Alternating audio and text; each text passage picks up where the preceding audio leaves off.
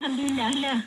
Yang sampai tak bertegur siapa, walaupun jiran di hari baik, bulan baik seperti ini.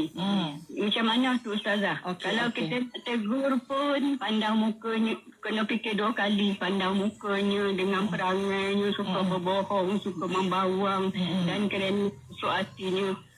Macam tu Ustazah. Dan soalan yang kedua, bila di bulan Ramadan nampak masjid atau surau penuh dengan jemaah bahyang dan juga pembaca Quran. Bila selepas dia bulan Ramadan lengang.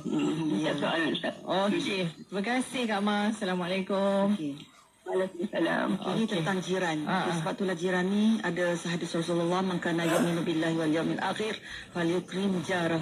Barang siapa yang beriman dengan Allah dan hari akhirat, maka muliakanlah tetamu. Jadi kalau jiran ni memang ada yang baik, memang ada yang kurang baik.